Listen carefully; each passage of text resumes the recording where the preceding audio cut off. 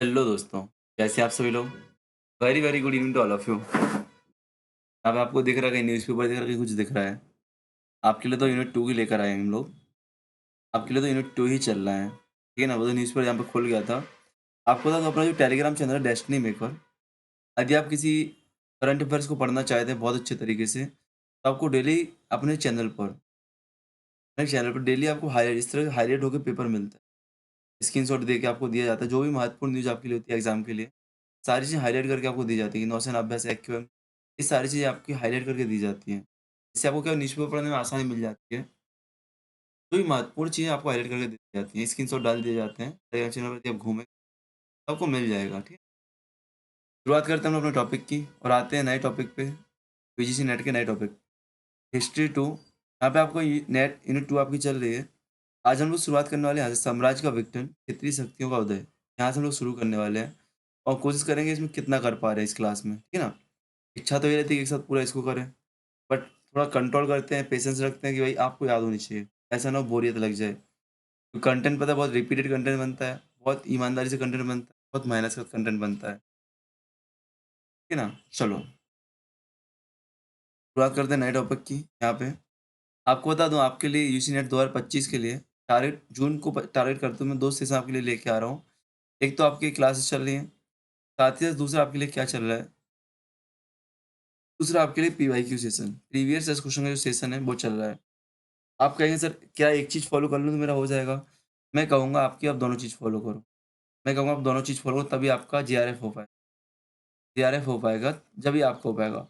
यदि मैं अभी आपके लिए 25 मई तक मैं पूरा करने का कोर्स रख सकता हूँ, तो आप लोग भी 30 मई तक इसको ख़त्म करने सकते हैं। मुझे 30 मई तक पूरे दोनों चीज़ ख़त्म करनी है। यूनिट 1 से लेके 10 तक पढ़ा भी रहा हूँ मैं आपके लिए, कंटेंट भी बना रहा हूँ। पीवाईक्यू पढ़ा भी रहा हूँ, समझा भी रहा हूँ, याद भी करा रहा हूँ, ठीक है ना? यदि मैं इतना कर सकता हूँ तो आप भी कर सकते हो। आप देखो, जो आपकी हिस्ट्री की पीडीएफ बनी है, हर यूनिट कम से कम 250 पेज की बनी है। वैसे 10 का गुणा कर दो, 0, 5, 50, 20 और 5, 25 लगभग 2500 पेज का कंटेंट टाइप करने दो, बनाने दो, सेट करने दो इसको, कलरिंग करने दो, है कि नहीं? और फिर आपको पढ़ाने दो, कितना टाइम लग जाएगा? 25 शब्द नहीं, 2500 पेज बोल रहा हूँ मैं आपको, लगभग इससे ज़्यादा ही। कोई-कोई तो 300 पेज की यूनिट पहुँच गया। यूनिट 8 तक का कंटेंट बन के कंप्लीट हो चुका है, ठीक है ना? अभी आपको क्लास स्लो हो गई बीच में, क्यों स्लो हो गई? सिर्फ़ कंटेंट कंप्लीट करने में, कि कंटेंट कंप्लीट कर लूँ पहले मैं। चलो, शुरुआत करते हैं हम लोग।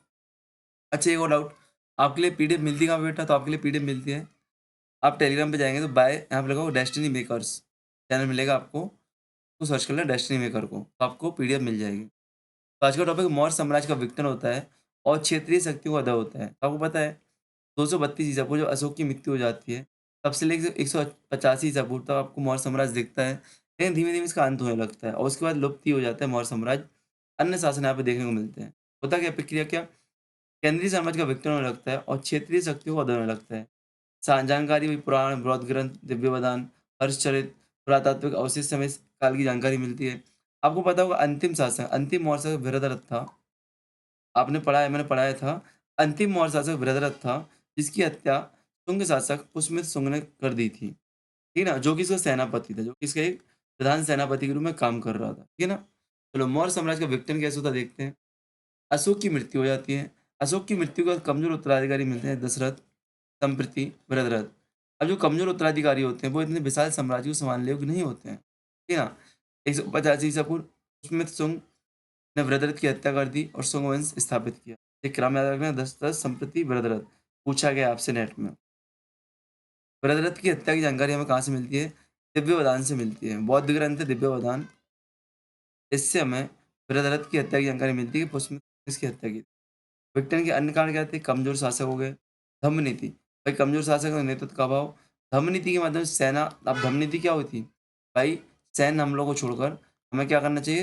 रणनीतिक मामलों से संबंध बनाना चाहिए। तो ऐसे में सैन्य कमजोरी देखना पड़ी और जो कल्याणकारी कार्य किए गए उसकी वजह से आर्थिक बोझ बढ़ा। साम्राज्य पर आर्थिक बोझ बढ़ा। जब आर्थिक बोझ बढ़ा तो साम्राज्य कमजोर होता चला गया। साम्राज्य कमजोर होता चला गया। इसके अलावा बात करते हैं हम लोग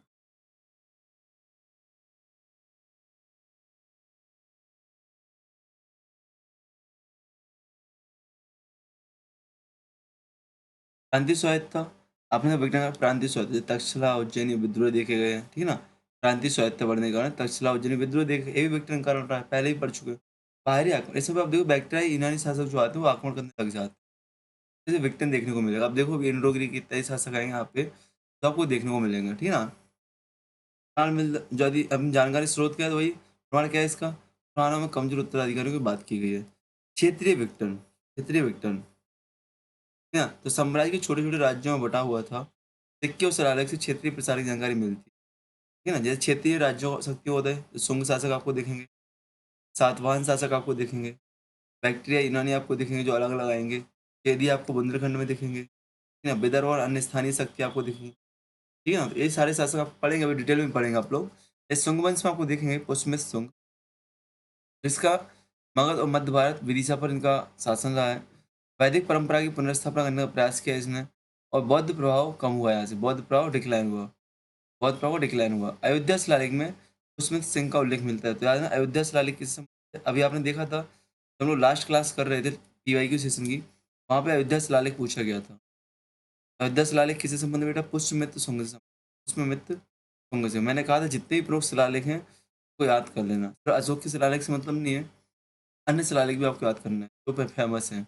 20 से 30 शिलालेख की सूची होती है। एक काम करता हूँ फिर से, जैसा भी मैंने आपको विदेशी शासक दिया था, अभी अमीर खुसरो दे दिया। अब मैं क्या करता हूँ इस क्लास के बाद ही जितने प्राचीन काल से लेकर आधुनिक काल तक जितने भी प्रमुख शिलालेख हैं, सब पर एक वीडियो बना के देता हूँ मैं आपको इस क्लास के बाद, ठीक है ना? ऐसे ही करूँगा, उसी दिन बनाता जाऊँ, मैं अभी टालता जा रहा हूँ, उसी दिन बनाता जाऊँगा चीज़। सांस्कृतिक योगदान की बात करें तो सांची के स्तूप का विस्तार, सांची के स्तूप का विस्तार। सातवाहन वंश की बात करें क्षेत्र दक्कन, सातवाहन कहाँ पे? महाराष्ट्र में। महाराष्ट्र, आंध्र प्रदेश में दक्कन क्षेत्र में। संस्थापक सिमुक्ता, ठीक है ना? यहाँ पे शुंग वंश का संस्थापक पुष्यमित्र शुंग रहा है, जिसने वृत्ररथ की हत्या की थी। सातवाहनों की विशेषताओं की बात करें तो व्यापार और बौद्ध धर्म को संरक्षण दिया। इन्होंने क्या? बौद्धों को संरक्षण दिया है। नासिक और अमरावती स्तूप देखेंगे आप यहाँ पे। अमरावती स्तूप कला भी आपको इस काल में देखने को मिलेगी। सातवाहन सिक्के, प्राकृत भाषा में इनकी जानकारी सातवाहन सिक्के मिलते हैं। तो ऐसा कहा जाता है कि सातवाहनों ने मौर्य ढर्रे को फॉलो किया था।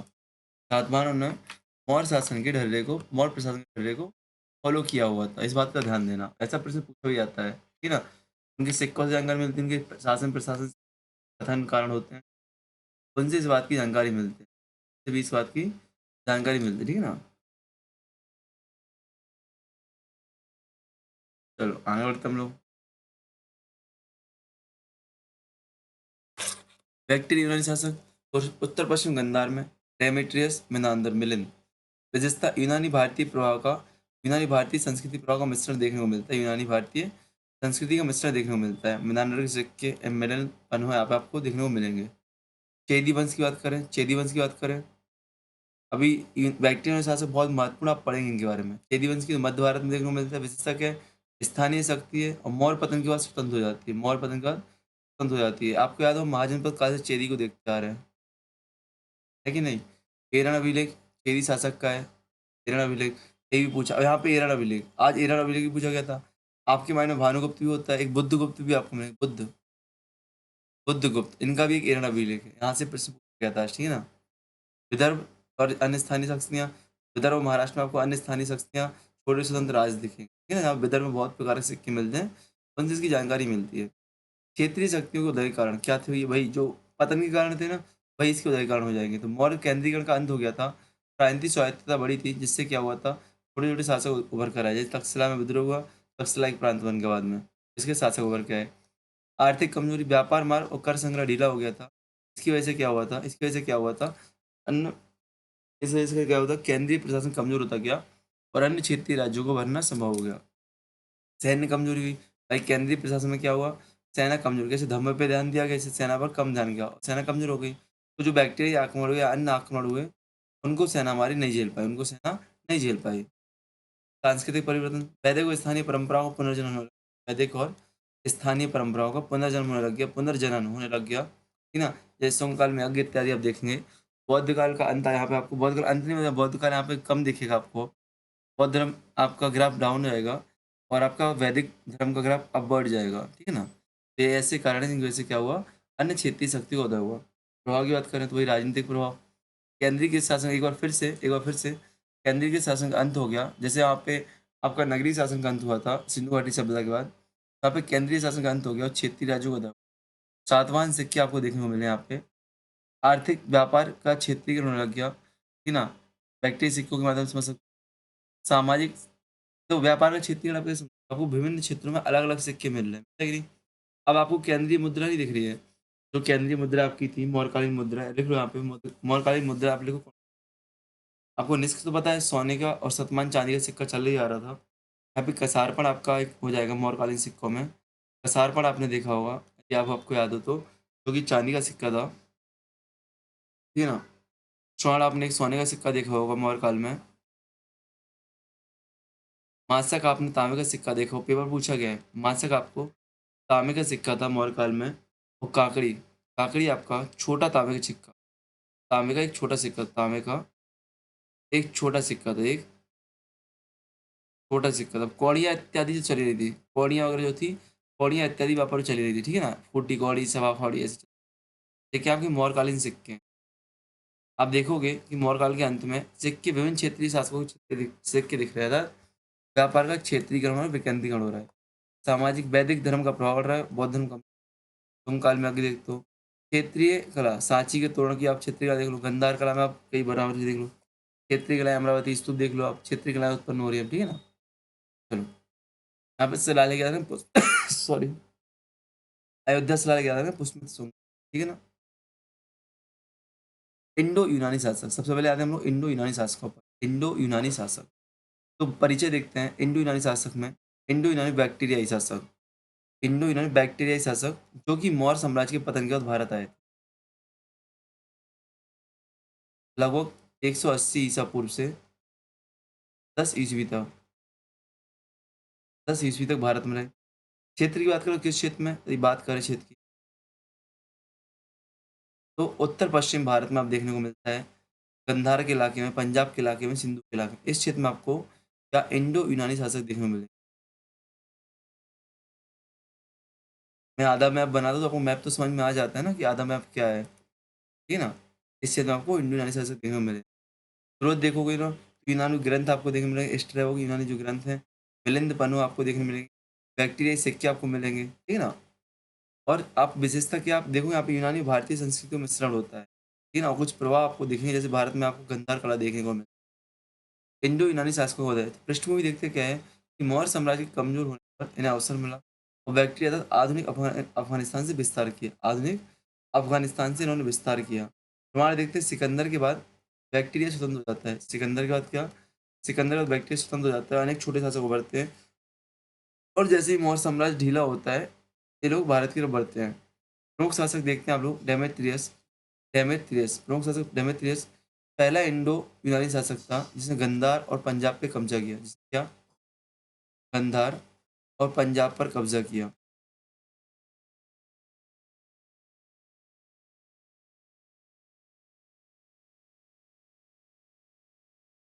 डेमेट्रियस पहला इंडो यूनानी शासक था, गंधार और पंजाब पर कब्जा किया, ठीक है ना?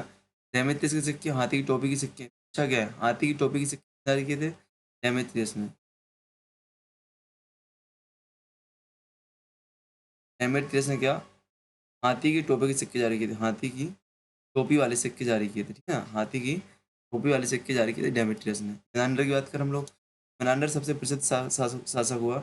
साकल सियालकोट इसकी राजधानी थी, साकल सियालकोट इसने राजधानी बनाई, साकल सियालकोट इसने राजधानी बनाई, ठीक है ना? डेट थोड़ा याद रखते चलना, 165 ईसा पूर्व, 180 ईसा पूर्व। बौद्ध धर्म को अपनाया और मिलिंद नाम से जाना गया, इसने क्या, बौद्ध धर्म को अपनाया और मिलिंद नाम से जाना गया, ठीक है ना? आपको पता होगा कि मिलिंद पन्नु आप ग्रंथ पढ़ते हो, मिलिंद पन्नु इसमें बौद्ध भिक्षु नागसेन और एक मेनांडर शासक की बात की गई है, बौद्ध विद्यु नागसेन, नागसेन और मेनांडर के संवाद की बात की गई है, कि संवाद की बात की गई है, नागसेन के मध्य संवाद और मिलिंद के मध्य संवाद की बात की गई है, जिससे इसकी जानकारी मिलती है।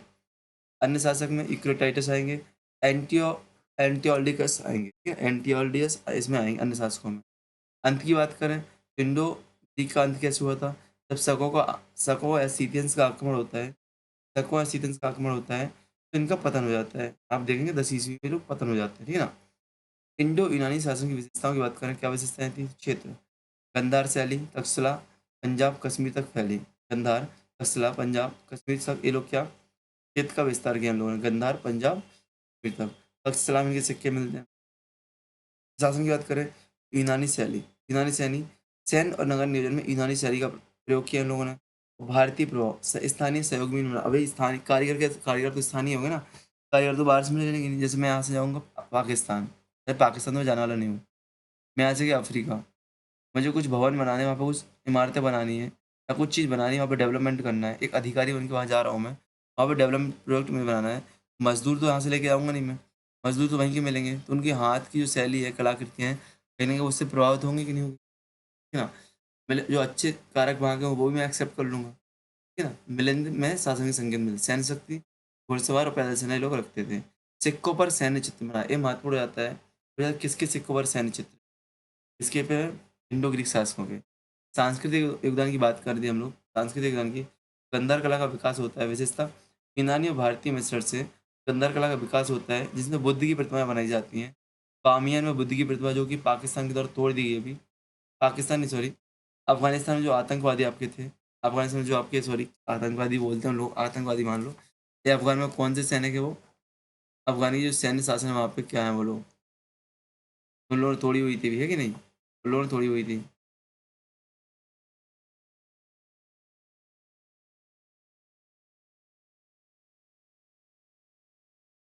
चलो, ठीक है ना? आगे सिक्के सिक्के द्विभाषी सिक्के मिलते हैं यूनानी और प्राकृत भाषा में, यूनानी और प्राकृत भाषा सिक्के मिलते हैं और उत्कृष्ट नक्काशाही होती है, उत्कृष्ट नक्काशाही होती है। मेनांडर के सिक्के पे धर्म चक्र बना हुआ है। आओ सॉरी चिल्ला कोई आ गया था। धर्म, तो यहाँ पे देखते हैं बौद्ध धर्म में संरक्षण मेनांडर यूनानी देवता देखने को मिलेगा आपको, बौद्ध धर्म भी देखने को मिलेगा, यूनानी देवता भी मिलेंगे आपको। भाषा तो यूनानी भाषा एंड लिपि आपको खरोष्टी देखने को मिल जाएगी। सिक्कों पर खरोष्टी पहले से चली आ रही थी, वो तो मौर्य काल से अशोक के टाइम पे। प्रभाव, राजनीतिक प्रभाव देखते हैं हम लोग, उत्तर पश्चिम क्षेत्र में क्षेत्रीय शक्ति का उदय हुआ। शक और कुषाण के लिए मार्ग तैयार हुआ, रेशम मार्ग आप देखते हो, है कि नहीं? शक के सिक्के मिलते हैं आपको। आ- आर्थिक देखे ना, व्यापार, मध्य एशिया से व्यापार, रेशम मार्ग आपको पता है, व्यापार मार्ग जुड़ गया। तक्षशिला से आपको मध्य एशिया वाले सिक्के। सांस्कृतिक मिश्रण, गंधार शैली, संस्कृति में कला एवं धर्म का योगदान देखने को मिलेगा, बामियान में बुद्ध देखने को मिलेगा। यूनानियों को पतन की बात करें, यूनानियों को पतन कैसे होता है आपके? यूनानियों को पतन कैसे? शक आक्रमण के कारण हुआ है, आंतरिक संघर्ष के कारण हुआ है, ठीक है ना? शक सिक्कों का अध्याय आप देखोगे, शक आक्रमण होगा, ठीक है? ठीक। बाजौर शिलालेख की भाषा पूछी, बाजौर शिलालेख आपका खरोष्टी लिपि में किससे संबंधित है? यूनानियों से, इंडो ग्रीक शासकों से। इंडो ग्रीक शासकों को यूनानी शासक भी बोलते हैं, है ना? अब आते हैं सुंग पे, अब आते हैं सुंग। लेकिन आप बोले सर और डिटेल में पढ़ना है क्या? तो आपको सिर्फ पढ़ना है क्रोनोलॉजी, पढ़नी है इसमें से। तो आपकी गंधार शैली इत्यादि को हम लोग पढ़ेंगे क्रम से अभी। टेंशन मत, वो चीज़ सारी इसमें आएँगे 2-2, हर चीज़ में 2-2 से 3-3 बार आने वाली है। बिल्कुल बिल्कुल परेशान मत हो आप लोग, सारी चीज़ें आप लोग पढ़ेंगे, ठीक है ना? और सारी चीज़ें मैं आपको पढ़ाऊँगा, ठीक है? आते हम लोग किस पे? नेक्स्ट आते हम लोग शक शासकों पर। शक कौन थे? शुंग सॉरी शुंग काल बाद शुंग वंश कौन है? शुंग शासक कौन है? देखते हैं इनके हम, ठीक है ना? शुंग शासकों को देखते हैं, शुंग के बारे में पढ़ते हैं हम लोग। हाँ, मैं यहाँ पे एक डाउट क्लियर कर रहा था आपका, कि आपके माइंड में सर और कुछ नहीं पढ़ना कि हमें इंडो ग्रीक के बारे में पढ़ना है? जो चीज़ अब पीवाईक्यू में आएगी सिर्फ उतनी चीज़ें पढ़ना है, ठीक है? इससे ज़्यादा हमें नहीं पढ़ना है, ज़्यादा माथापच्ची में नहीं करनी है, ठीक है ना? जो हमें दिया जा रहा है वही पढ़ना है। अभी जो आएगा टॉपिक में, वो जैसे गंधार कला वगैरह सब आ जाएगा अभी, वो हम लोग पढ़ेंगे ही, ठीक है? वंश की बात करते हैं। मौर्य साम्राज्य के पतन के बाद शुंग शासक का स्थापना होता है 185 ईसा पूर्व से लगभग 73 ईसा पूर्व, डेट याद रखना। 185 ईसा पूर्व से लगभग 73 ईसा पूर्व के मध्य लगभग 112 साल तक देखने को मिलता है। संस्थापक उसमें संग होते हैं मध्य भारत, मगध और विदिशा के कुछ क्षेत्रों पर तथा कुछ पूर्वी राज्यों पर हमें इनका शासन देख, राज्यों पर इनका शासन देखने को मिलता है। स्रोत की बात करें तो हर्षचरित, पुराण, बौद्ध ग्रंथ, दिव्य वदान से जानकारी मिलती है, ठीक है ना? कुछ शिलालेख से भी जानकारी मिलती है। शुंग वंश की बात करें, शुंग वंश का उदय देखते हैं हम लोग, स्थापना। उसमें शुंग होते हैं, जो मौर्य सेनापति होता है और अंतिम मौर्य शासक भरत की हत्या करके 185 ईसा पूर्व में शुंग वंश की स्थापना करता है। इसकी जानकारी दिव्य वदान से मिलती है, जो कि एक बौद्ध ग्रंथ है, जो कि बौद्ध ग्रंथ है। दिव्य बता यार ये बौद्ध ग्रंथ है, पूछा गया है इसलिए मैं तीस अभी आई थिंक चौथी बार रिपीट हो गया ये वाला फैक्ट। यूजी नेट का पीवाईक्यू सिर्फ चौथी टाइम आपका रिपीट हो गया है। विस्तार की बात करें तो मगध और मध्य भारत पर नियंत्रण, मगध और मध्य भारत पर नियंत्रण देखने को मिलता है। विदिशा इसकी दूसरी राजधानी होती है। विदिशा इसकी क्या दूसरी राजधानी होती है। अयोध्या शिलालेख पुष्मित सुंग का है। अयोध्या शिलालेख पुष्मित सुंग का, जिससे इसकी जानकारी मिलती है। ठीक है, आपको याद रखना पहली राजधानी इनकी पाटलिपुत्र रहेगी, दूसरी राजधानी विदिशा रहेगी। विदिशा रहेगी, इसको हम वेदसा के नाम से भी जानते हैं। हम वेदसा, बेसनगर, भेलसा, बेसनगर, भेलसा, वेदसा, इन सारे नामों से जानते हैं। ठीक है ना, 10 शासक रहे शुंग वंश में। पुष्यमित्र शुंग से भाद्रभद्र तक, पुष्यमित्र शुंग से भाद्रभद्र तक, भाद्रभद्र तक, ठीक है ना। यदि इनकी क्रोनोलॉजी पूछी जाएगी तो पीवाईक्यू में आपको पढ़ाई जाएगी, टेंशन मत, ठीक है ना। शुंग वंश के शासक, शुंग शासन की विशेषता क्या है, राजनीतिक विशेषताएं देखते हैं। वैदिक पुनरुत्थान, ब्राह्मणवादी व्यवस्था होती शुरुआत, यज्ञ होते से अश्वमेध युग, अयोध्या शिलालेख से अश्वमेध युग की जानकारी मिलती है।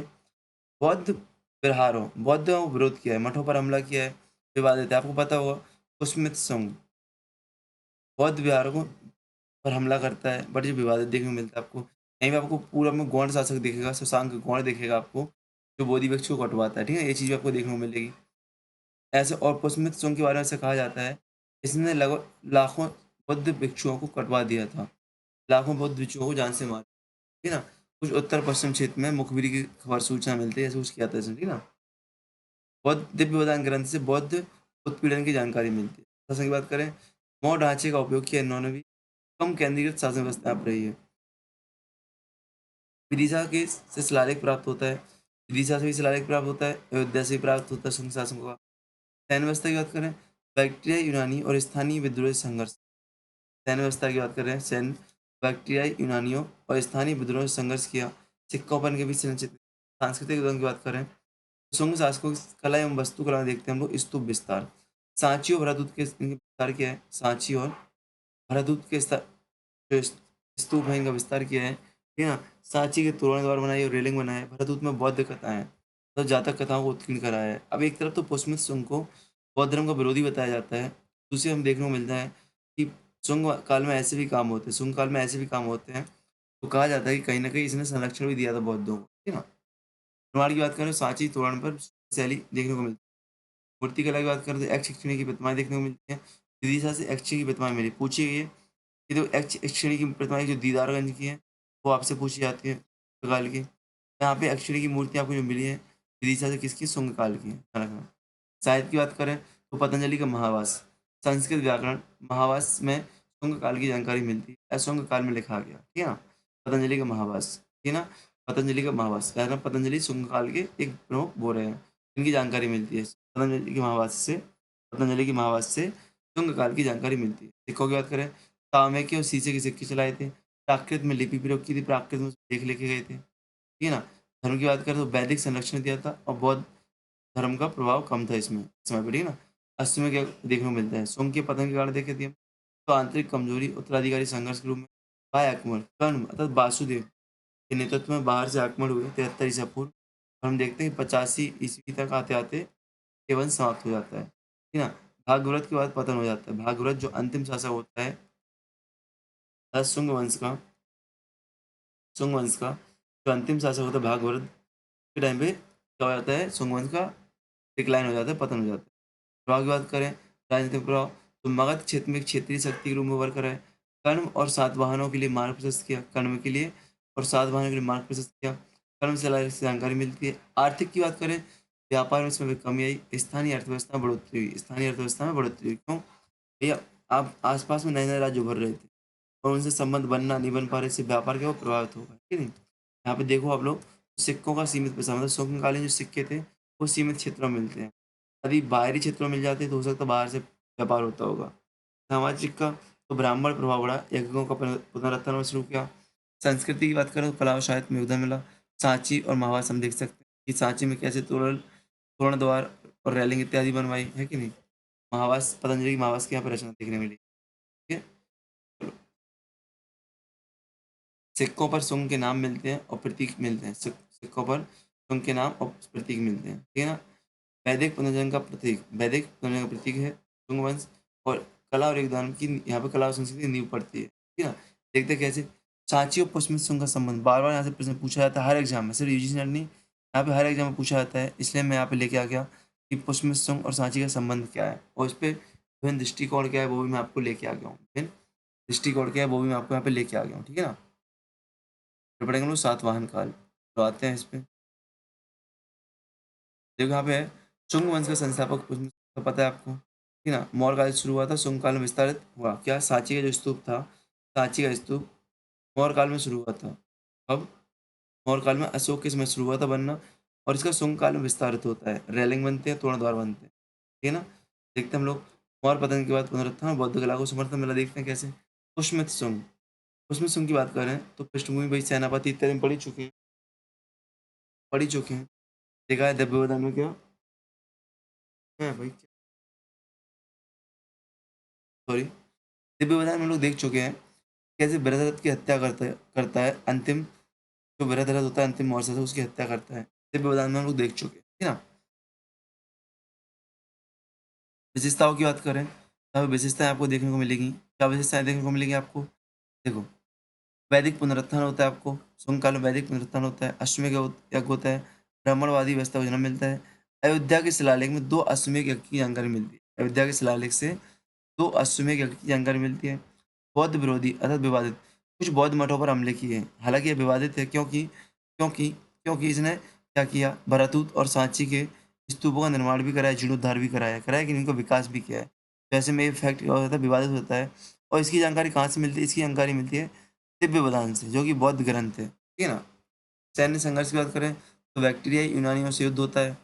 कोपर सैन्य क्षेत्र मिलता है। ठीक है ना? 36 वर्ष का शासनकाल रहा है पुष्यमित्र का। इसका उत्तराधिकारी अग्निमित्र है। इसका उत्तराधिकारी अग्निमित्र है, जो कि एक महत्वपूर्ण शासक रहा है, जो कि अपने आप में एक महत्वपूर्ण शासक रहा है। अब आप बोलो सर, मैंने आप इन दोनों के बारे में ज़्यादा क्यों नहीं पढ़ाया? इन दोनों के बारे में जितने भी प्रश्न पूछे गए पीवाईक्यू में, बहुत अच्छा कंटेंट वहाँ पे आपको प्रोवाइड कराया जा रहा है। मैं आपसे बार-बार बोल रहा हूँ, यदि जून 2025 का एग्ज़ाम आप टारगेट कर रहे हो तो आपको 2 चीज़ फॉलो करनी है।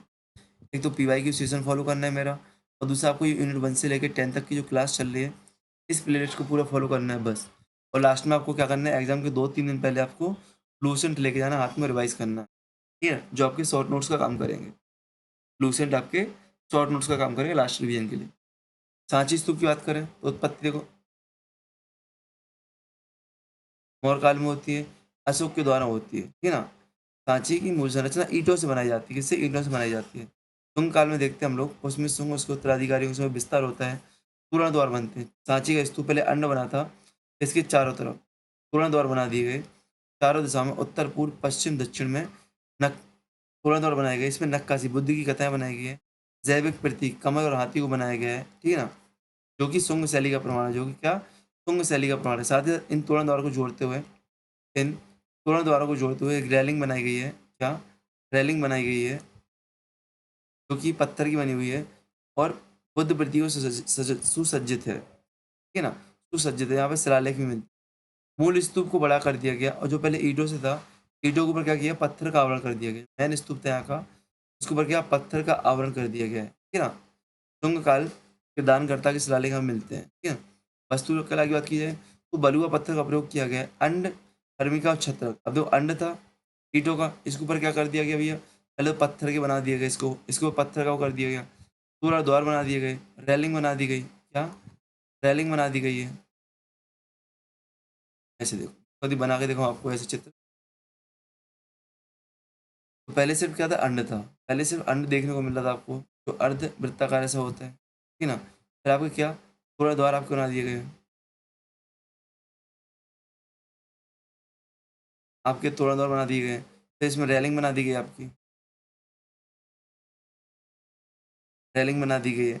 इसके ऊपर हर्मिका बना दी गई है, छत्र बना दिए गए इसके ऊपर, है कि नहीं? मौर्य सादगी से शुंग की अलंकार शैली, मौर्य सादगी शुंग की अलंकार, मौर्य में क्या थी? मौर्य काल में साधन सिंपल ज़्यादा सादगी युक्त बनते थे। इस शुंग काल में अलंकरण युक्त शैली आपको दिख रही है, बुद्ध की ज़्यादा कथाओं का यहाँ पे उल्लेख किया गया है, ठीक है ना? सांची तोरण पर नक्काशी। अब पुष्मित शुंग का सांची संबंध क्या था? तो विवादित दृष्टिकोण यहाँ पे देखने को मिलता है, क्या कि बौद्ध विरोध। दिव्यवदान में पुष्मित पर बौद्ध मठों को नष्ट करने का आरोप है, ठीक है ना? लेकिन सांची का संरक्षण, सांची के विस्तार से संकेत मिलता है कि वह बौद्ध कला को समर्थन था। शुंग बौद्ध कला का समर्थन था। हमारे सांची का जो शुंगकालीन तोरण है, इससे हमें जानकारी समझ में आता है। संभावित व्याख्या यदि हम करें, तो पुष्मित शुंग ने वैदिक परंपरा को बढ़ावा दिया, पर बौद्ध स्थलों को पूरी तरह नष्ट नहीं किया। सांची का विस्तार उसके उत्तराधिकारी अग्निमित्र के समय संभव हुआ था, ठीक है ना? दानकर्ताओं के नाम भी मिलते हैं वहाँ पे। सांस्कृतिक नीति की बात करें, तो बौद्धिक और वैदिक परंपराओं का समन्वय देखने को मिलता है ना? प्रभाव की बात करें, पुष्मित शुंग के, सांची में बौद्ध कला को समृद्ध किया। धर्म, वैदिक पुनर्जन और बौद्ध प्रभाव बना रहा, ठीक है ना? शुंग काल में कला को नया आयाम दिया गया। इतिहास की बात करें, उसमें शुंग ने मगध में स्थिरता दे दी, ठीक है ना? मगध के इतिहास को स्थिरता दी और एक नया इतिहास लिखा गया। विदिशा शिलालेख, तो देखो पुष्मित शुंग की जानकारी के लिए दो प्रमुख शिलालेख याद रखना, अयोध्या शिलालेख और विदिशा शिलालेख। पर बात साथ ही साथ आपको याद रखना, अयोध्या शिलालेख से दो अश्वमेध यज्ञ की जानकारी मिलती है। दो अश्वमेध यज्ञों की जानकारी मिलती है कि पुष्मित शुंग ने दो अश्वमेध यज्ञ कराए थे, है ना? चलो, ठीक। और सांची की स्तूप की सामान भरतहूत स्तूप जो कि सतना में है, इस पर भी शुंगकालीन जानकारी मिली। तो आपको बताना है, सांची की स्तूप की खोज अलेक्जेंडर ने किसने की थी, और भरतहूत की खोज किसने की थी? भरतहूत स्तूप की खोज किसने की थी? अलेक्जेंडर कनिंघम ने। कब की थी? थोड़ा डेट याद रखना, ठीक है ना? सातवाहन वंश, अब आते हैं सातवाहन वंश। अब फिर आपके माइंड में सर इतना सा पढ़ना है, अभी स्तूप इत्यादि हम लोग देखो पहले यूनिट फर्स्ट में भी स्तूप था, तो वहां पे हमने पढ़ने का ट्राई किया था। यहाँ पे हम लोग स्तूप बाकायदा पूरा पढ़ेंगे इस टॉपिक में, ठीक है? जो जो आएगा सब पढ़ेंगे। आपको बता दूं, जो जो इस टॉपिक में दिया गया आपका, जो जो आपका इस टॉपिक में दिया गया है, वो सारी चीज़ हम लोग पढ़ने वाले हैं।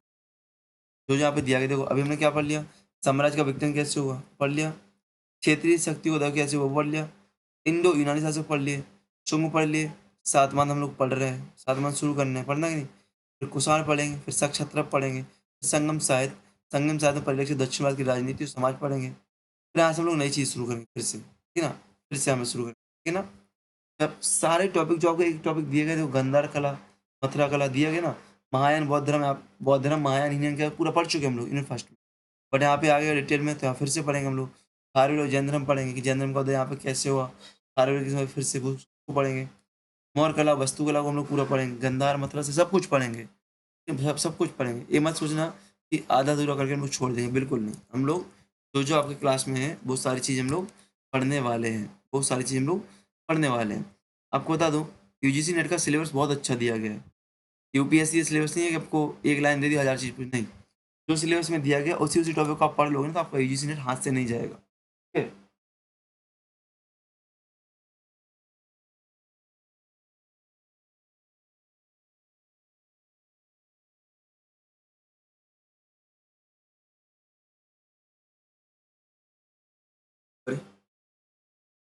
आते सात वाहनों पर, अब होता है सात वाहनों पर, यहाँ पे इस क्षेत्र में, ठीक है ना? दक्कन में मौर्य साम्राज्य के पतन के बाद उभरी सकती है सातवाहन। दूसरी सदी ईसा पूर्व से, दूसरी सदी ईस्वी मतलब 400 वर्षों, समझ, 400 इतने लंबे शासन, 400 वर्षों तक इन लोगों ने शासन किया। संस्थापक के रूप में संभवतः सिमुक को जाना जाता है, सिमुक ने इसकी स्थापना की। महाराष्ट्र और आंध्र प्रदेश और कर्नाटक में दक्कन क्षेत्र में सातवाहन देखने को मिलेंगे। जानने के स्रोत पुराण हो गए, नासिक अभिलेख हो गए, बौद्ध ग्रंथ हो गए, सिक्के हो गए। अब देखो बार बार पुराण आ रहा है कि पुराण आपको जानने की जरूरत है, विभिन्न इतिहासों के, विभिन्न कालीन, विभिन्न राजवंशों के। आपको बता दूं, कुछ पुराण आपको याद कर लेना, मत्स्य पुराण हो गया, वायु पुराण हो गया। कौन सा पुराण किस काल की जानकारी देता है, मैं आपको एक साथ दूंगा, ठीक है ना? वैसे भी इस क्लास के बाद मैं आपको क्या देने वाला हूँ, अभिलेख, विभिन्न अभिलेख मैं आपको देने वाला हूँ। एक क्लास जैसे ही रुकेगी, मैं आपको अभिलेख की क्लास रिकॉर्ड करके दूंगा। प्राचीन काल से लेकर आधुनिक काल तक कौन कौन से अभिलेख महत्वपूर्ण रहे हैं, किस शासक से संबंधित रहे, क्या जानकारी देते हैं, ठीक है ना?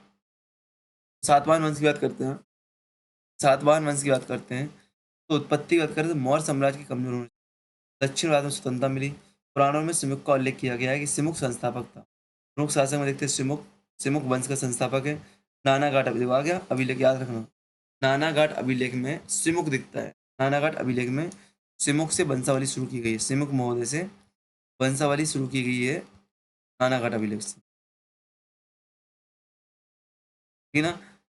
सातकर्णी प्रथम, प्रथम शक्तिशाली शासक था जिसने क्षेत्र विस्तार किया। अब इस शॉर्ट में पढ़ रहे हैं, डिटेल में इन सारे शासकों के बारे में पढ़ेंगे जो महत्वपूर्ण है। नासिक के नागनिका शिलालेख द्वारा इसकी जानकारी मिलती है। नासिक के नागनिका अभिलेख से सातकर्णी प्रथम की जानकारी मिलती है। गौतमी पुत्र सातकर्णी, गौतमी पुत्र सातकर्णी चरम शासक था, इसने शकों को हराया था, इसने शकों को पराजित किया था, इसलिए इसने सकारी की उपाधि धारण की थी। गौतमीपुत्र सातकर्णी ने शकों को हराया था, सकारी की उपाधि धारण करता है और शक संबत आई थिंक और कुछ आता है। चलो, उपाधि शक एवं पहलव निषुद्ध, देखो इसकी उपाधि क्या है, शक एवं पहलव निषुद्ध, मतलब ये सबको हराया था, शकों को, ये को, पहलवों को, ठीक है ना। निषुद्ध है, सबका निशन वो कर दिया, नाम से मिटा दिया। नासिक शिलालेख गौतमी बलश्री का है, गौतमी बलश्री का है। अब देखो यहाँ पे अधिकांश आएंगे ना, ये माताओं के अभिलेख से मिल रही है, ये पत्नियों के अभिलेख से मिल रही है, यहाँ की महिलाओं के अभिलेख से मिल रही है। महिलाओं का शासन प्रशासन में योगदान यहाँ से समझा जाता है कि महिलाओं का योगदान सातवाहन काल में रहा होगा शासन प्रशासन में, ठीक है ना। यहाँ पे समझो फिर से, सिमुक का नानागढ़ अभिलेख, सातकर्णी प्रथम की जानकारी, नासिक अभिलेख नागनी का द्वारा बनाया गया, गौतमीपुत्र सातकर्णी की नासिक अभिलेख से जानकारी मिल रही, जो कि इसका बलश्री का है। तो नासिक अभिलेख याद रखना कौन किसका है, ठीक है ना। वशिष्ठ पुत्र पुलवामी व्यापार और कला में योगदान दिया, वशिष्ठ पुत्र पुलवामी व्यापार और कला में योगदान दिया। कार्ले के शिलालेख से जानकारी मिली, अब बता दो, कार्ले की गुफा आप पढ़ोगे तो वहां पे सातवाहनों का योगदान आपको दिखेगा, ठीक है ना। राजधानी की प्रतिष्ठान पैठन थी, बाद में अमरावती बनी। राजधानी शुरुआत में सातवाहनों की प्रतिष्ठान, जिसको हम पैठन नाम से जानते हैं, प्रतिष्ठान, और बाद में अमरावती बन गई प्रतिष्ठान, बाद में अमरावती बन गई। सिक्कों पर अमरावती का उल्लेख देखने को। सातवाहन शासन की विशेषताएं, सातवाहन शासन की विशेषताओं की बात करें तो राजनीति कैसी थी, दक्कन मालवा गुजरात तक फैला हुआ था। शक पश्चिमी क्षत्रप से युद्ध किया था उन्होंने, शकों से, सातवाहनों ने शकों से युद्ध किया था, अर्थात पश्चिमी क्षत्रपों से युद्ध किया था। प्रशासन, नासिक शिलालेख में शक विजय की जानकारी मिलती है, नासिक शिलालेख में शक विजय की जानकारी मिलती है, ठीक है। प्रशासन की बात करें तो देखो, मौर्य प्रभाव, ये पूछा गया है, ये पूछा जाता है, सीधा PYQ से लाइन उठाई मैंने कि मौर्य प्रभाव दिखता है, प्रांत और अधिकारी, आमात तो महामत आपको मौर्य शासन जैसे ही दिखेंगे।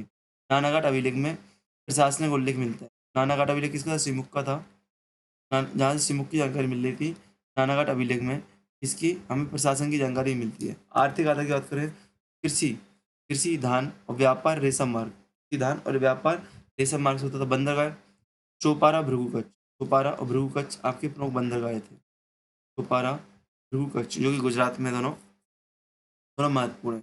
रोमन सिक्के दक्कन से प्राप्त होते हैं सातवाहन काल में, इससे हम अनुमान लगाते हैं कि सातवाहनों का संबंध रोमन वासियों से भी था, वहां से व्यापार हो रहा था, ठीक है ना। सांस्कृतिक योगदान की बात करें, सांस्कृतिक योगदान की, कला और वास्तुकला, स्तूप में आप देखते हो तो अमरावती के, नासिक के, अमरावती के स्तूप, नासिक के स्तूप और कार्ले के चैत्य आपको देखने को मिलेंगे, जो कि सातवाहन काल से संबंधित है। बौद्ध गताओं की नक्काशी की गई है, गुम्बद बनाना यहाँ पे शुरू हो जाते हैं। अमरावती स्तूप सातवाहन शैली में बनाए गए हैं, अमरावती स्तूप सातवाहन शैली बताए गए हैं, ठीक है ना। आप 3 प्रकार की मूर्तिकला पढ़ोगे, गंधार मूर्तिकला, मथुरा मूर्तिकला और अमरावती मूर्तिकला। तो आप देखोगे गंधार और मथुरा की मूर्तियां स्वतंत्र रूप से बनाई जाती हैं, लेकिन आप अमरावती की मूर्तियां देखोगे तो जो सांची का स्तूप की तोरण द्वार हो गया, रेलिंग हो गई, दीवार हो गई, उन पर बनाए जाते थे, ठीक है ना। नासिक और कार्यालय के चैत्य, नासिक के चैत्य और कार्यालय के विहार आपको देखने को मिलेंगे गुफाओं में, ठीक है ना। सिक्कों की बात करें, सीसा, तांबा, चांदी की सिक्के चलाए, प्राकृत में नाम लिखते हैं, सातकर्णी, प्राकृत भाषा का यहाँ पे प्रयोग होता है, ध्यान रखना, संस्कृत का प्रयोग नहीं हुआ। यदि शुंग काल में कहो तो वहाँ पे संस्कृत का प्रयोग हो रहा है, और यहाँ पे प्राकृत भाषा का ही प्रयोग हो रहा है। नासिक से मिले हैं, प्राकृत भाषा में सातकर्णी लिखा गया उन पर, ठीक है ना। साहित्य की बात करें, प्राकृत भाषा लिखा, प्राकृत भाषा का संरक्षण, यहाँ पे सातवाहनों के 2-3 फैक्ट महत्वपूर्ण है, याद कर लो फिर से। एक तो मातृ शक्ति प्रधान यहाँ पे होती है, दूसरा मौर्य शासन प्रशासन की सीख ली जाती है, सिक्कों में शीशे के सिक्के देखने को मिलते हैं, प्राकृत भाषा देखने को मिलती है, और सातवाहन के अंत में कहीं न कहीं सामंती व्यवस्था की शुरुआत देखने को मिलती है, ठीक है ना? नहीं, भूमिदान, सॉरी, भूमिदान की शुरुआत देखने को मिलती है, जो कि सामंती व्यवस्था की नींव ही होती है ना? तो भूमिदान भी आपको यहाँ पे देखने को मिलेगा, ठीक है ना? प्राकृत भाषा की बात करें तो गुरान नामक विद्वान थे, उन्होंने व्रत कथा कोश लिखा है, व्रत कथा कोश लिखा है किसने? गुरान नामक विद्वान ने, सातवाहन काल में, जो कि प्राकृत भाषा में, ठीक है ना? एक प्राकृत ग्रंथ। धर्म की बात करें, बौद्ध और वैदिक संरक्षण यहाँ पे दोनों साथ साथ चल रहा है। नासिक शिलालेख में बौद्ध धर्म की बात मिलती है, कार्ले की चैत्य आप देख लो, अजंता की गुफाएं आप देख लो, अधिकांश बौद्ध से संबंधित। सातवाहन वंश को पतन की बात करें तो वही शक, पश्चिमी क्षत्रप से हार गए, आंतरिक कमजोरी हुई, शक सिक्कों का प्रसार देखने को मिलता है, मतलब व्यापार होने का। इक्ष्वाकु वंश का होता है आंध्र प्रदेश में, इक्ष्वाकु वंश का उदय हो जाता है, जो कि क्षेत्रीय राज्य होता है और सातवाहनों को चुनौती देता है, ठीक है ना। अरे बात करें प्रभाव की, प्रभाव पढ़ लेने का, क्यों, तो इन्हें दक्कन पर स्थिरता देने का प्रयास किया, एक बार शकों पर विजय प्राप्त की और दक्कन क्षेत्र में स्थिरता देने का काम किया है राजनीतिक रूप से। आर्थिक की बात करें तो व्यापार का विकास, रोमन से संपर्क देखने को मिलता है, क्योंकि रोमन सिक्के देखने को मिलते हैं, सामाजिक की बात करें तो बौद्ध और वैदिक समुदाय, शुंगों की अपेक्षा सातवाहन काल में बौद्ध और वैदिक समुदाय शानदार देखने को मिलता है, दोनों साथ-साथ शाखाएँ चलती हैं। ना? संस्कृति की बात करें, कला और साहित्य में योगदान अमरावती में ठीक है। नासिक अभिलेख से क्या मिलता है? गौतमीपुत्र की वजह मिलती है। अमरावती सातवाहन शैली, सिक्कों पर सातकर्णी का नाम प्राकृतिक और प्राकृत भाषा का प्रयोग किया गया, ठीक है ना? सातवाहन वंश का विस्तार, अब देखो एक मैं बोला सातवाहन वंश बहुत बड़ा है, एक-एक चीज़ पढ़ेंगे तो क्या-क्या विस्तार पढ़ना है सातवाहन वंश में, अमरावती स्तूप पढ़ना विस्तार से हमें, ठीक है ना? फिर कुषाण वंश पे आ जाएँगे। हम लोग अन्य चीज़ें भी पढ़ेंगे सातवाहन से संबंधित, ठीक है ना? सातवाहनों के विस्तार की बात करते हैं, विस्तार की बात करते हैं हम लोग, कर्नाटक, आंध्र प्रदेश, मालवा में देखने को मिलता है। नासिक शिलालेख, नानागढ़ अभिलेख, पुराण, सिक्के, अमरावती स्तूप, इन सब से विस्तार की जानकारी मिलती है। ठीक है? संस्थापक सिमुक को माना जाता है, संस्थापक सिमुक को माना जाता है जिसने मौर्य प्रांतों की स्वतंत्रता की शुरुआत होती है। ये क्या होता है? मौर्य प्रांतों की स्वतंत्रता की शुरुआत होती है, स्थापना 230 ईसा पूर्व मानी जाती है। जो आपको बता दूँ नानाघाट अभिलेख बार-बार नाम ले रहा हूँ। नानाघाट अभिलेख में सातवाहन काल की वंशावली लिखी हुई है। सातवाहन काल की वंशावली लिखी है और यहाँ से सिमुक को प्रथम मतलब संस्थापक के रूप में दिखाया गया है। और यहीं से इसकी जानकारी मिलती है। ठीक है ना? एक तो क्वेश्चन यहाँ से बनता है नानाघाट अभिलेख किससे संबंधित सातवाहनों से। किस अभिलेख में किस अभिलेख में सातवाहनों की वंशावली मिली है? नानाघाट में, नासिक में, नासिक 2 में, उसमें नानाघाट में। ऐसे प्रश्न बनते हैं यहाँ से इनको याद रख लेना। ऐसे प्रश्न गलत कर देते हैं हम लोग, सरल से प्रश्न गलत कर देते हैं। ठीक है ना? प्रारंभ की बात करें, सातकर्णी आप देख सकते हो। ठीक है ना? जो कि क्षेत्र विस्तार करता है। ठीक है? नासिक शिलालेख, ठीक है ना? जो कि नागनिका का है, सातकर्णी की पत्नी है, सातकर्णी की पत्नी। यदि बात करें विस्तार का वो है तो गौतमीपुत्र सातकर्णी के समय पर शक्ति शिखर पर पहुंचती है। इसकी जानकारी कहाँ से मिलती है? गौतम बलश्री के अभिलेख से मिलती है, नासिक अभिलेख से। ठीक है ना? पतन की बात करें, सख्त दबाव और आंतरिक कमजोरी के कारण क्या हुआ? सातवाहनों का पतन हुआ। इक्ष्वाकु क्षार शिलालेख हमें देखने को मिलता है। इक्ष्वाकु वंश हम देखते हैं दक्षिण भारत में, आंध्र प्रदेश में पतन के उपरांत इक्ष्वाकु वंश की देखने को मिलती है। ठीक है ना?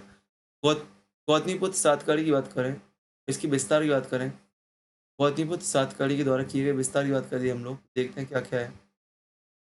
शासनकाल देखते हैं, 106 ईस्वी से 130 ईसा पूर्व में नासिक शिलालेख से जानकारी मिलती है। उपलब्धियाँ सुन लेना आप, यहाँ पे सुन लेना बहुत अच्छे से। गौतमीपुत्र सातकर्णी ने शक शासक जो पश्चिमी क्षत्रप के नाम से जाने जाते हैं, शक शासक जो कि पश्चिमी क्षत्रप के नाम से जाने जाते हैं, वहाँ पे नहपान को हराया। ये पूछा गया है, नहपान को किसने हराया था? तो गौतमीपुत्र सातकर्णी ने। है ना? और मारवा, गुजरात और कोंकण पे वापस कब्जा किया। इसकी उपाधि क्या थी? गौतमीपुत्र सातकर्णी ऊपर पढ़ा था हमने। शक एवं पहलव निषुदन। शक एवं पहलव निषुदन किसकी? गौतमीपुत्र सातकर्णी की। ठीक है ना? नासिक शिलालेख से गौतमी श्री बलश्री के नासिक शिलालेख से शकों की विजय का उल्लेख मिलता है। ठीक है ना? इसके सिक्कों पर गौतमीपुत्र नाम मिलता है। प्रशासन में वही मौर्य प्रभाव देखने को मिलता है। मात्र सत्तात्मा, माँ गौतमी श्री बलश्री का सम्मान, मात्र सत्तात्मक यानी कि सातवाहन काल में मात्र सत्तात्मक प्रभाव देखने को मिलता है। इसका एग्जाम्पल क्या है? कि माँ गौतम बलश्री का सम्मान। ठीक है ना? नासिक शिलालेख में माँ का उल्लेख है। ठीक है? सांस्कृतिक योगदान की बात करें तो बौद्ध संरक्षण, गुफाओं और स्तूपों को दान दिया इन लोगों ने। नासिक गुफा शिलालेख से दान की जानकारी मिलती है। मृत्यु के बाद उत्तराधिकारी वशिष्ठ पुलवामी और कार्यालय सहायक पुलवामी, ठीक है ना?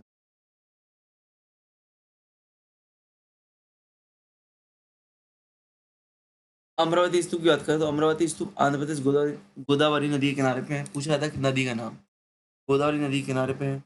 सातवाहन काल में अपने चरम सीमा पहुंचे बन्ना, ठीक है ना? अमरावती अवशेष ब्रिटिश म्यूजियम में देखने को मिल जाएंगे आपको। संरचना में बड़ा गोलाकार गुंबद महास्तूप का नाम दिया गया है। ये महास्तूप पूछा गया, एमपीपीएससी विवाद में हो गया।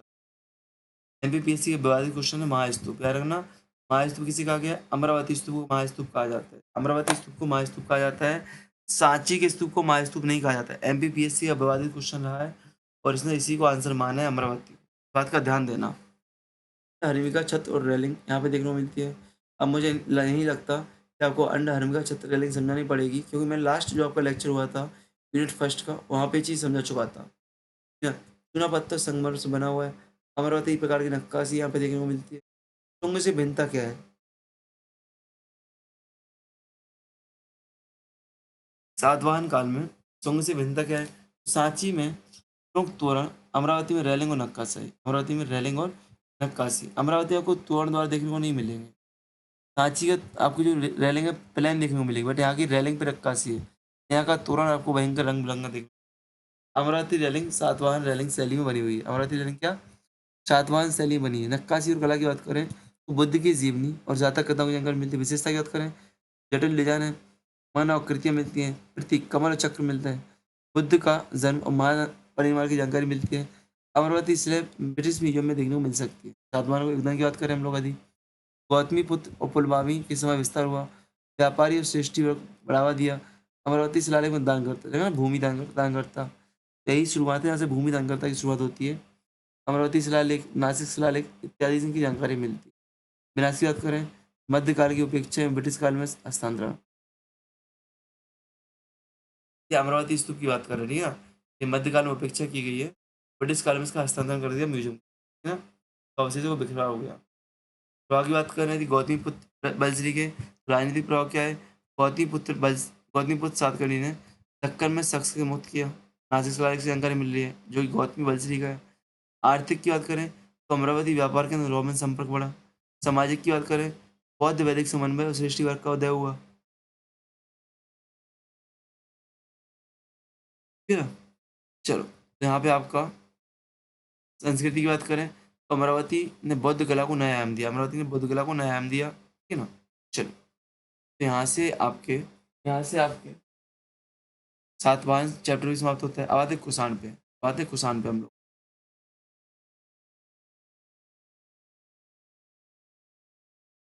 नहीं, कुषाण को नेक्स्ट लेक्चर मिलेंगे। कुषाण को नेक्स्ट लेक्चर मिलेंगे। कनिष्क कुषाण को नेक्स्ट, शाक छत्र भी बचे हुए हैं, ठीक है ना, जो कि बहुत बड़े हैं तीनों, लेकिन हम लोग नेक्स्ट लेक्चर में लेंगे, ठीक है ना। लेक्चर छोटे ही रखते हैं, इससे आपको देखने में इंटरेस्ट आएगा, सुनने में इंटरेस्ट आएगा। बट याद रखना 25 मई तक आपके सारे लेक्चर खत्म, 25 मई तक आपके सारे लेक्चर खत्म हो जाएंगे, टेंशन फ्री है ना। 25 मई तक यूनिट 10 आपकी समाप्त हो जाएगी, ठीक है ना। तो रुद्रदामन सुदर्शन जी, कितनी महत्वपूर्ण, मैंने आज PYQ में भी बताया था, यहाँ पे आपको पूरा इसमें रख दिया मैंने, ठीक है ना। मिलते हैं नेक्स्ट सेशन में। Best of luck. जय हिंद, जय भारत।